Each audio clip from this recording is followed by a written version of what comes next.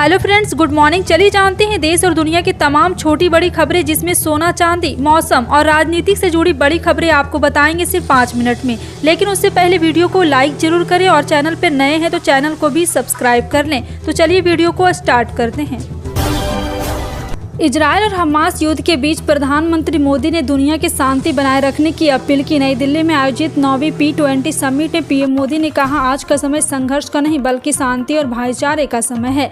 प्रधानमंत्री मोदी ने इजरायल और हमास के बीच छिड़ी जंग को लेकर कहा, दुनिया आज जो संघर्ष और टकराव का सामना कर रही है उनसे किसी को कोई लाभ नहीं होने वाला। पर एम ने कहा है कि दुनिया को मानवता केंद्रित रखने के साथ आगे बढ़ने की जरूरत है। सुप्रीम कोर्ट ने 2020 में मध्य प्रदेश से राज्यसभा के लिए ज्योतिरादित्य सिंधिया के चुनाव को चुनौती देने वाली याचिका शुक्रवार को खारिज कर दी। जस्टिस हृकेश राय और जस्टिस संजय करोल की पीठ ने कहा, मध्य प्रदेश हाईकोर्ट के उस आदेश के खिलाफ कांग्रेस नेता गोविंद सिंह की याचिका में हस्तक्षेप का कोई मामला नहीं बनता है। आम आदमी पार्टी के राज्यसभा सदस्य संजय सिंह ने शुक्रवार को दिल्ली की एक अदालत में कहा, एनफोर्समेंट डायरेक्टोरेट यानी कि ईडी एंटरटेनमेंट डिपार्टमेंट बन गया। अदालत ने शराब घोटाले के संबंधित मनी लॉन्ड्रिंग मामले में सिंह को 14 दिन की न्यायिक हिरासत में भेज दिया। सुनवाई के दौरान सिंह ने कहा, ईडी ने अडानी के खिलाफ दी गई उनकी शिकायत पर कार्रवाई नहीं की।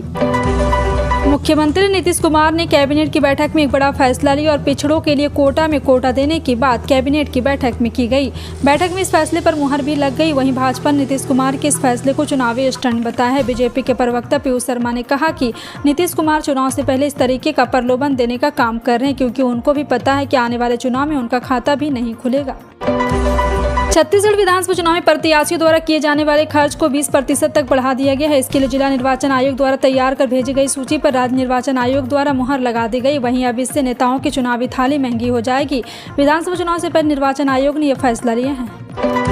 वर्ल्ड कप 2023 के बीच फैंस के लिए एक बड़ी खुशखबरी निकलकर सामने आई है। क्रिकेट का मजा अब ओलंपिक में भी देखने को मिलेगा। इसकी पुष्टि शुक्रवार को ICOC अध्यक्ष थॉमस बाच ने की है।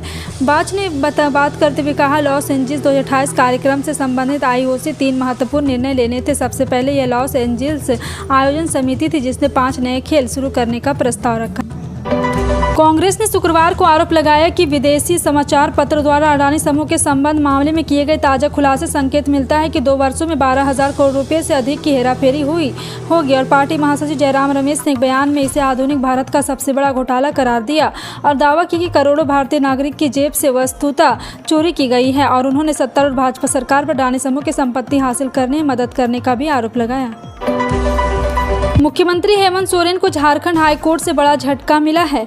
झारखंड हाईकोर्ट ने ईडी के समन के खिलाफ मुख्यमंत्री हेमंत सोरेन की याचिका को खारिज कर दिया है। जानकारी के मुताबिक हुई सुनवाई के दौरान सीएम की ओर से अधिवक्ता कपिल सिब्बल ने अदालत को बताया कि सीएम के खिलाफ किसी तरह का कोई मामला दर्ज नहीं है, ऐसे में ईडी का समन उचित नहीं है।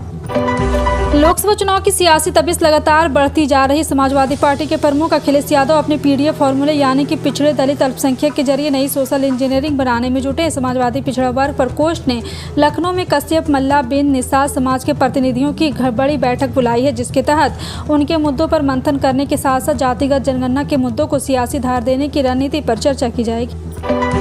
इजरायली एयर स्ट्राइक में 13 बंधकों की मौत हो गई है। गाजा के हथियारबंद संगठन ने यह दावा किया है। लड़ाकों ने कमोबेश 150 लोगों को बंधक बना लिया था। हमास ने दावा किया कि इसमें 6 लोगों को 2 अलग अलग जगह पर एयर स्ट्राइक में मौत हो गई, जबकि 7 अन्य की मौत 3 अलग अलग स्ट्राइक में हुई। हमास ने दावा किया इजरायली स्ट्राइक में मारे गए बंधकों में विदेशी नागरिक भी शामिल हैं।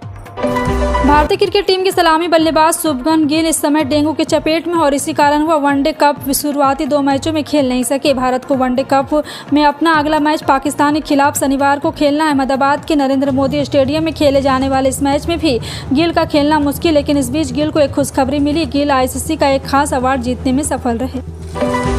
राजस्थान पेपर लीक मामले कांग्रेस नेता करीबी के ठिकाने पर ईडी की छापेमारी के बाद बीजेपी नेता और राज्यसभा सांसद किरोड़ी लाल मीणा ने बड़ा दावा किया। उन्होंने कहा कि जयपुर के गणपति प्लाजा के प्राइवेट लॉकर्स में करोड़ों का कालाधन छुपा है। किरोड़ी लाल मीणा अब इसके खिलाफ धरने पर बैठ गए। उन्होंने ऐलान कर दिया कि जब तक काले धन का खुलासा नहीं हो जाता तब तक वो गणपति प्लाजा का बेसमेंट स्थित प्राइवेट लॉकर के बाहर धरने पर बैठे रहेंगे। देश की न्यायिक अवस्था में आमतौर पर किसी भी केस से जुड़ा हुआ फैसला अंग्रेजी में ही सुनाया जाता है, लेकिन पटना हाईकोर्ट में पहली बार इस परंपरा को तोड़कर बुधवार को एक केस में फैसला हिंदी में सुनाया गया। पटना हाईकोर्ट के न्यायाधीश डॉक्टर अंशुमान ने एक केस से जुड़े मामले में हिंदी में फैसला सुनाकर एक नई परंपरा की शुरुआत की। दरअसल बुधवार को जस्टिस डॉक्टर अंशुमान के सिंगल बेंच में शराब बरामदगी से जुड़े एक मामले में आरोपी विकास कुमार को जमानत याचिका पर सुनवाई हुई। याचिकाकर्ता की तरफ से वकील इंद्रदेव प्रसाद पैरवी कर रहे थे। भारतीय रेलवे द्वारा लगातार वंदे भारत के नेटवर्क को बढ़ाने का काम कर रहा है। साथ ही रेलवे जल्द ही वंदे भारत स्लीप कोच और मेट्रो ट्रेन लॉन्च करने का प्लान कर रहा है। रेलवे बोर्ड के सचिव मिलिंद देउस्कर ने गुरुवार को कहा है कि रेलवे जल्द ही वंदे भारत स्लीपर कोच और वंदे भारत मेट्रो लॉन्च करने की योजना बना रहा है। अरविंद केजरीवाल भ्रष्टाचार के खिलाफ आंदोलन करते हुए राजनीति में आए थे। बरसों बाद बहुत से लोगों को उम्मीद बंधी थी कि देश में भ्रष्टाचार खत्म हो सकेगा। समय का चक्र ऐसा चला कि अब वो खुद भी भ्रष्टाचार के घेरे में आ चुके हैं। उनके दो साथी जेल में हैं, एक जमानत पर बाहर है और एक दो ऐसे भी हैं जिन पर गिरफ्तारी की तलवार लटक रही है। अरविंद केजरीवाल ताजा तरीन आरोप तो यही है कि प्रधानमंत्री मोदी उनकी आम आदमी पार्टी को बर्बाद करना चाहते हैं। बीजेपी ने मिजोरम विधानसभा चुनाव को देखते हुए केंद्रीय मंत्री किरण रिजिजू को शुक्रवार को राज्य का चुनाव प्रभारी नियुक्त किया। वहीं नागालैंड के डिप्टी सीएम याथुंगो पैटर्न और अनिल एंटनी का सह प्रभारी जिम्मेदारी सौंपी। अनिल एंटनी कांग्रेस के वरिष्ठ नेता AK एंटनी के लगातार यहां पार्टी से नाराजगी के बाद इस्तीफा दिया था और बीजेपी में शामिल हो गए थे। बीजेपी ने चंडीगढ़ बीजेपी का अध्यक्ष जतिंदर पाल मल्होत्रा बनाया है। दशहरा के पहले राज्य सरकार ने सरकारी कर्मियों को बड़ा तोहफा दिया है। शुक्रवार को हुई कैबिनेट की बैठक में कुल 8 एजेंडों पर मुहर लगी। सुप्रीम कोर्ट में प्रमोशन पर आरक्षण का मामला विचाराधीन होने के बावजूद राज्य सरकार ने सरकारी सेवकों को प्रमोशन देने का निर्णय लिया है। जी हां, आपको बता दें कि इसकी जानकारी एक बार फिर से कैबिनेट सचिव S सिद्धार्थ ने दिया है। लगभग सभी विभाग में लंबे समय से कर्मचारी पदाधिकारी का प्रमोशन रुका हुआ था। मध्य प्रदेश में सभी विद्यार्थियों को मुफ्त शिक्षा, पहली से 8वीं तक के छात्रों को 500, 9वीं 10वीं के छात्रों को 1000 और 11वीं 12वीं छात्रों को 1500 वजीफा, ये सब मिलेगा अगर मध्य प्रदेश में कांग्रेस की सरकार बनी। तो मंडला में गुरुवार को जनसभा को संबोधित करते हुए कांग्रेस के महासचिव प्रियंका गांधी ने ये ऐलान किए हैं। कांग्रेस की इस नई गारंटी का नाम होगा पढ़ो और पढ़ाओ योजना। दूसरी तरफ बीजेपी के भी वायदों के पिटारे में हजारों करोड़ की योजनाओं की भरमार है। दरअसल दोनों दलों में गारंटी वायदों की होड़ लगी है। नारी सम्मान में कांग्रेस के 1500 के वायदे पर लाडली बहना को बीजेपी के 1250 देनी होगी और इतना ही नहीं, वायदों में इसे हर महीने 3000 तक ले जाने का भी है। कांग्रेस के इस गैस सिलेंडर 500 में देने के वायदे पर शिवराज सरकार ने गैस सिलेंडर 450 में देने का ऐलान कर दिया। कांग्रेस की बिजली बिल में 100 यूनिट माफ और 200 हाफ पर बिजली 100 रुपये की वायदा कर दिया। लेकिन बड़ा सवाल यह है कि सरकार चाहे किसके बिना पैसे पे कहाँ आएगा। आप जी हाँ, राज्य में एक बार फिर से लगातार चुनाव की तैयारियां चल रही है और इसी के बीच कांग्रेस और बीजेपी में होड़ लगी हुई है। शुक्रवार को सोने के भाव फ्लैट रहे और देश भर में पितृपक्ष यानी श्राद्ध कल शनिवार को खत्म हो रहे हैं और उसके बाद रविवार को नवरात्रि शुरू होने वाले। नवरात्रि के समय में गोल्ड, कार, घर खरीदना ये सब शुभ माना जाता है। और साथ ही साथ आपको बता दें कि यानी गोल्ड की कीमत में डिमांड बढ़ने के कारण तेजी देखी जा सकती है। गोल्ड के 22 कैरेट सोने का दाम बढ़ सकता है। 24 कैरेट गोल्ड का भाव क्रमशः 54,000 59,000 रुपये के ऊपर के कारोबार कर रहे हैं। चांदी का रेट 72,600 रुपये पर ट्रेंड कर रहा है। वैश्विक बाजार में पिछले कई दिनों से कच्चे तेल की कीमत में उतार चढ़ाव का दौर जारी। इसी क्रम में शुक्रवार को कच्चे तेल के भाव में बढ़त दर्ज की गई। इंटरनेशनल बाजार में ब्रेंट क्रूड ऑयल और WTI हरे निशान पर ट्रेंड कर रहे हैं। ब्रेंट क्रूड ऑयल के भाव में आज 0.42% की बढ़ोतरी दर्ज की गई, जिसके बाद ये $86.36 प्रति बैरल पर पहुंच गया। वहीं WTI क्रूड ऑयल 0.63% की बढ़त के साथ $83.43 प्रति बैरल पर कारोबार कर रहा है। राजस्थान में धीरे धीरे मौसम करवट बदल रहा है। रात के तापमान में गिरावट होने लगी तो लोगों को ठंड का एहसास भी होने लगा। कश्मीर में हो रही बर्फबारी के चलते तापमान में गिरावट दर्ज की जा रही। मौसम के इस बदलाव के चलते प्रदेश के कई हिस्सों में हल्की बूंदाबूंदी का असर भी देखने को मिला। मौसम विभाग ने 15 अक्टूबर के बाद राजस्थान के मौसम में बदलाव की चेतावनी दी थी।